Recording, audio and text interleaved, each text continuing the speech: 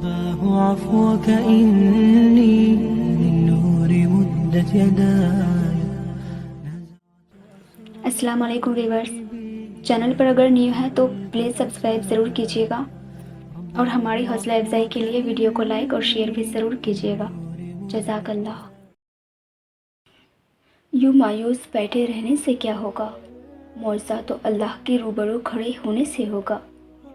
यकीन का दावा करते हो तो यकीन रखो भी, ये सोच कर क्यों घबराते हो कि आगे क्या होगा। जानते हो क्यों ये बेचैनी तुम्हें सताती है? तुम जल्दबाज हो, तुम्हारी जल्दबाजी तुम्हें थकाती है। तुम हर बार नाफरमानी करते हो अल्लाह के फ़ैसलों की, मगर आखिर में उसी की मोहब्बत हर बार तुम्हें तुम्हारी मोहब्बत से बचाती है। लेकिन तुम्हें हर हिफाजत सज़ा ही नज़र आती है। तुम देखते नहीं, पर ज़िंदगी तुम्हें हर एक की हकीकत दिखाती है। जिसने सुना है तुम्हें हर दफ़ा, उसकी बस एक दफ़ा सुन लेने से क्या होगा। काफ़ी करके देखो अल्लाह को, फिर तुम्हें कुछ भी ना चाहिए होगा। उसकी चाह को चाहो, फिर वही मिलेगा जो तुमने चाहा होगा। तुम राज़ी रखो उसे, फिर वही होगा जिस पर तुम्हारा दिल राज़ी होगा। सबका सब तुम्हारा, जब तुम्हारा कारसाज अल्लाह होगा। नबी करीम सल्लल्लाहु अलैहि वसल्लम ने फरमाया, जो इंसान मुसलसल अल्लाह को राज़ी करने पर लगा रहता है, तो फिर एक वक्त आता है कि अल्लाह ताला जिब्राइल अलैहिस्सलाम से फरमाता है, मेरा फ़ला बंदा मुझे राज़ी करने के लिए कोशा था और अब उस पर मेरी रहमत हो चुकी है।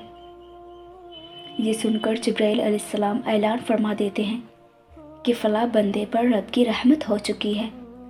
फिर यही जुमला अर्श उठाने वाले फरिश्ते, उनके इर्द गिर्द वाले फरिश्ते और यहाँ तक कि सातों आसमानों के सारे फरिश्ते दोहराने लगते हैं और फिर यही बयानिया ज़मीन में उतार दिया जाता है।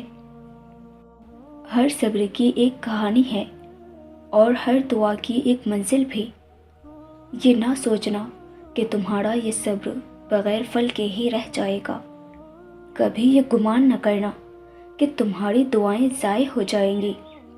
याद रखो, जिस रब से तुमने उम्मीद लगा रखी है ना, वो तो सातों आसमानों और इस कायनात का मालिक है। तो जिस रब ने तुम्हारे वास्ते ये तकदीर लिखी है, वही तुम्हारे हालात को बदल देने पर भी कादिर है। बस तुम अपने रब की रहमत से भी ना उम्मीद ना होना।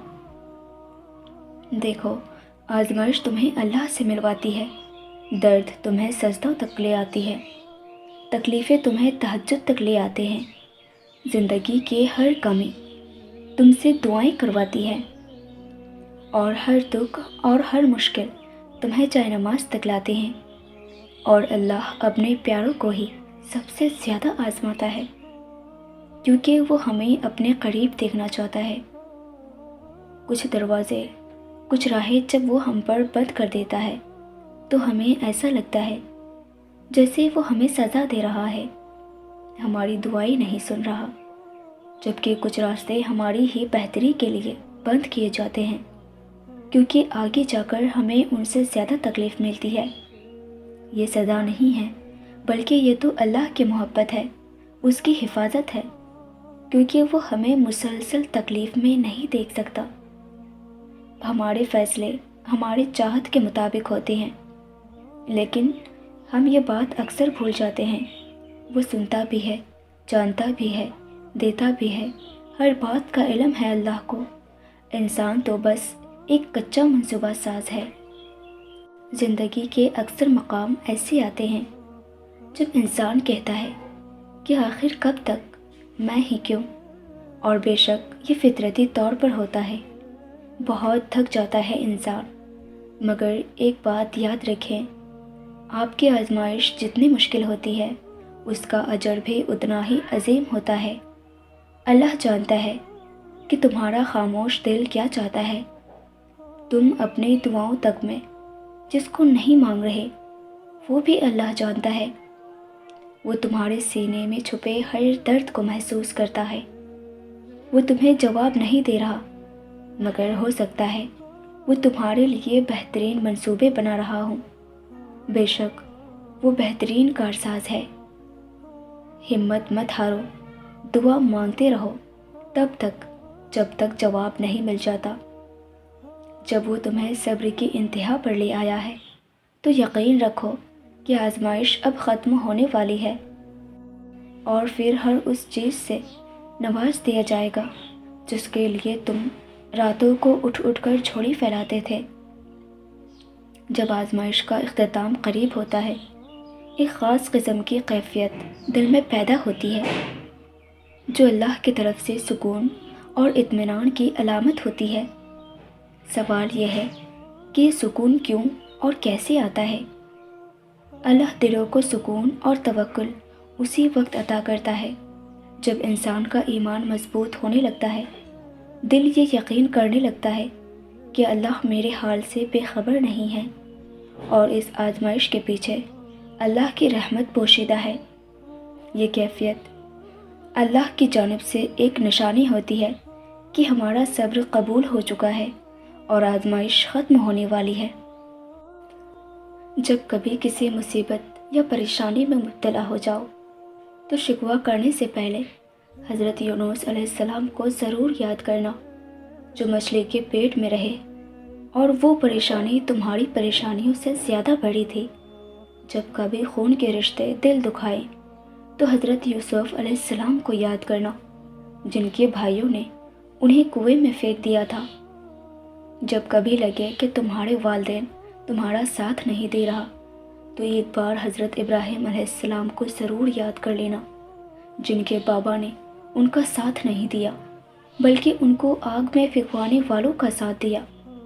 جب کبھی لگے کہ تمہارا جسم بیماری کی وجہ سے درد میں مبتلا ہے تو ہائے کرنے سے پہلے ایک بار حضرت ایوب علیہ السلام کو یاد کرنا، جو تم سے زیادہ بیمار تھے۔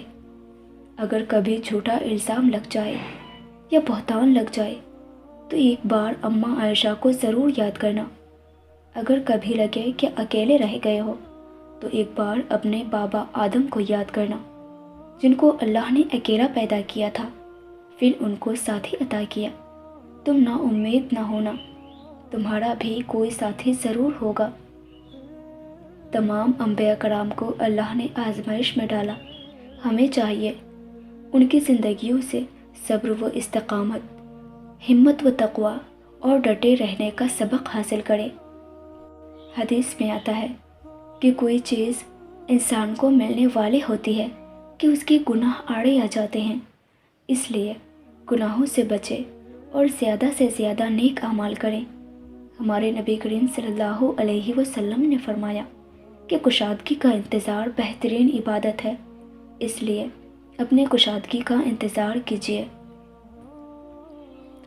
مطمئن رہو اور صبر کو تھام لو، ان قریب وہ حق اور ہر چیز کو ظاہر کرنے والا تمہیں اتنی رونقیں بخشیں گے کہ تم خوشی سے جھوم اٹھو گے انشاءاللہ۔ ویورز، ویڈیو اچھی لگی ہو تو مجھے لائک اینڈ کمنٹ کر کے ضرور بتائیے گا، اور اسی طرح کے اسلامک موٹیویشن کے لیے ہمارے چینل کو بھی ضرور سبسکرائب کیجیے گا۔ جزاک اللہ۔ الله عفوك إني للنور مدت يداي